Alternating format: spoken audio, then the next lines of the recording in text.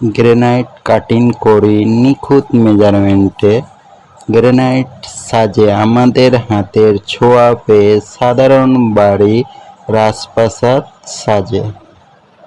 অদক্ষ মিস্ত্রি দিয়ে কাজ করালে মালের ক্ষতি হবে, দক্ষ মিস্ত্রি দিয়ে কাজ করালে রাজপ্রাসাদ সেজে ওঠে।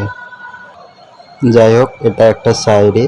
তো ব্ল্যাক হোয়াইট টাচ দিয়ে কম্বিনেশন করে একটা সিঁড়ির ডিজাইন তৈরি করেছি। তো সিঁড়ির ডিজাইনটা কেমন হয়েছে অবশ্যই কমেন্ট বক্সে জানাতে ভুলবে না। ভালো হয়ে থাকলে ফলো বাটনটা টিপে পাশে থাকবেন।